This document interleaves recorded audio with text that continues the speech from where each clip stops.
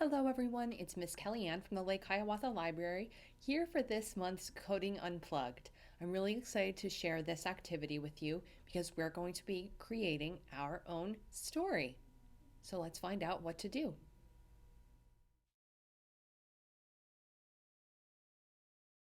First, make sure you have a pen and paper for this activity because that's how you're going to write your story.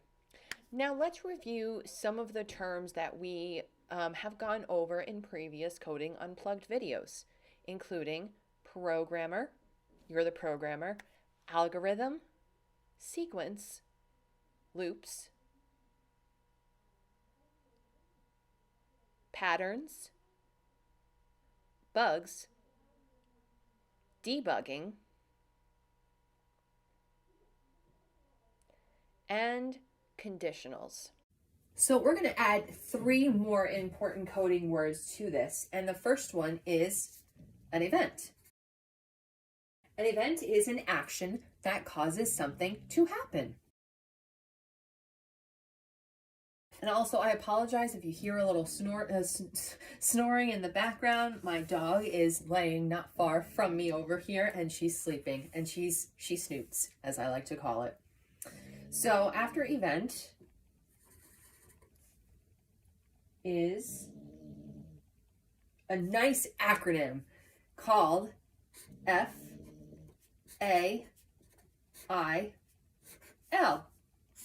Fail. I like this acronym because it means it's your first attempt at learning. So if you fail, so to speak, that's okay. It's your first attempt. Very few people, actually no one that I know, gets something right on their first try. You have to practice and experiment and test theories, and again, in your sequence, you have to go through your code line by line to make sure that everything functions properly. So the last word or last term is an if statement. Or maybe you've also heard the term in a non-coding context, an if-then statement. So an if statement is the common programming structure that implements conditionals. There's that word popping up. You may have heard the if-then statements in your everyday life, like, if I feed the dog, then she'll be happy. If I pet the dog on the head, then she'll boop my nose, which my dog usually does to me in the morning. So in creating our story, we can create conditionals that we can put in a sequence, put in a loop, or make a pattern out of. So the words that we're going to, the words that we've already learned that we're going to focus on are sequence, patterns, conditionals, and algorithm. So let's hop to it. So what are the 3 main parts of a story? I'm going to give you a hint. It relates to one of our coding words. So the main parts of a story, what do you guys think? Talk it over with your siblings or your grown-up or with yourself. So the main parts are the beginning, the middle, and the end. So these 3 parts form a story's sequence. So we see sequences in a lot of stories. I'm reading this short excerpt from Circus Cap for Sales, which is a sequel to the famous Caps for Sale by Esfer Slobodkina. And I'm just going to read this excerpt. See if you can pick out the sequence in this. Early one morning, Petso the peddler woke up. He jumped out of bed and began to dress. First, he put on his socks. Next, he put on his clean white shirt. Then he put on his fine black and white checked trousers, and last he put on his fancy yellow shoes. Then the peddler put on his jacket and his lucky cap, picked up his wares, and was ready to go to work. So what sequence was in there? I think this part from first he put on his socks to then the peddler put on his jacket and lucky cap is a sequence, because he did certain tasks.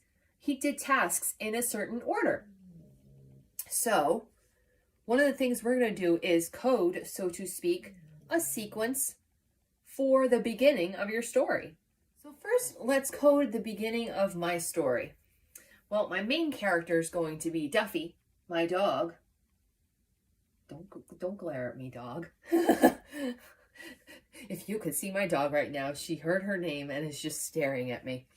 So, Duffy opens her eyes.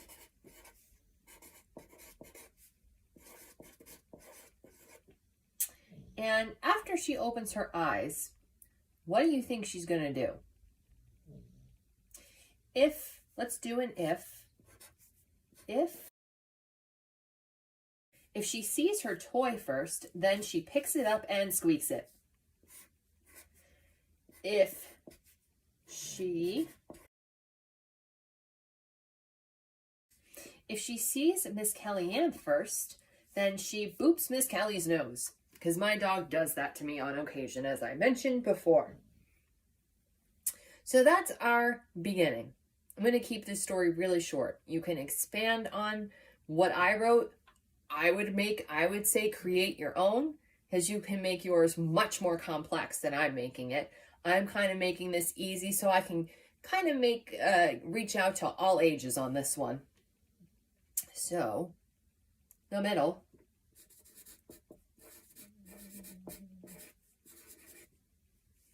So we have our beginning events. Now, what is Duffy going to do after she either squeaks her toy or boops Miss Kelly's nose? I think now she's going to have some breakfast.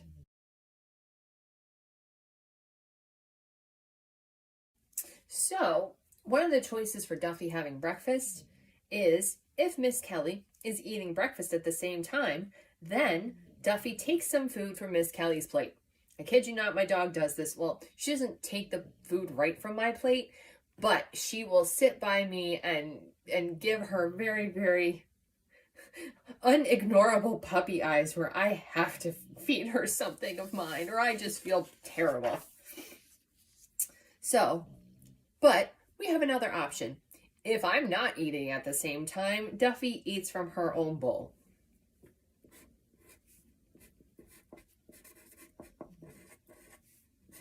So not only is this an if-then statement, so again, these are if-then statements that are conditionals as well. So Duffy has now opened her eyes. She has now eaten breakfast. What do you think she needs to do next? She needs to go for a walk. That's her whole goal here, is to go for a walk. So the end of my short story,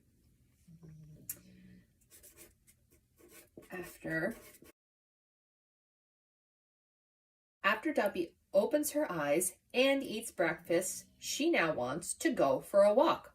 So what does she need to do to go for a walk? First, she wags her tail at me. I'm Miss Kelly. And then she barks at me, because she honestly will do that when she wants to go for a walk. My dog knows what she wants, and trust me, she's got a sequence in which she does it in. So third, she grabs her leash with her teeth and drops it at Miss Kelly's feet. Fourth,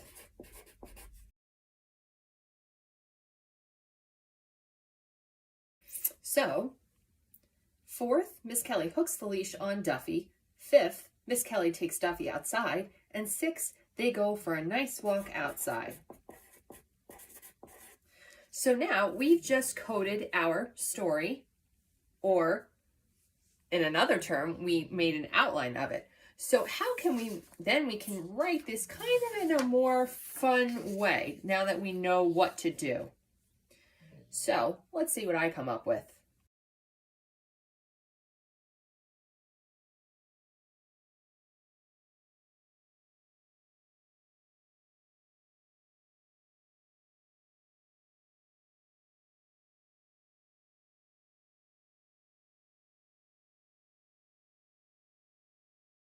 As you can see, we kind of used our code to kind of get a base for our story, and then we fleshed it out a little bit, adding some details and making sure we used each of the parts.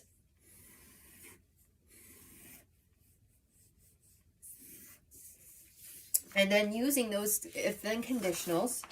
So like in the beginning, I made her choose to see the toy first, so she would squeak it.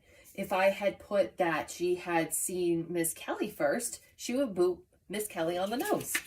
So making that kind of like coding that outline first gives you some options for when you finally write your full story. And that's pretty much how you can code your own story. We saw some sequence, we saw some conditionals, events. I didn't put into use fail. We didn't fail on our first attempt, but then again, this is not my first attempt at doing this, so haha. And then we use some if-then statements in our coding. Yeah, so why don't you try and create your own story? Put some sequencing in it. Remember that you need a beginning, middle, and an end, and then share it in the comments below, or send it to me, I think, because I think most of you have my email by now. Hey, Duffy. Do you want to say hello to everybody? Or do you want me to leave you alone, like this book says? I can't tell. What do you guys think?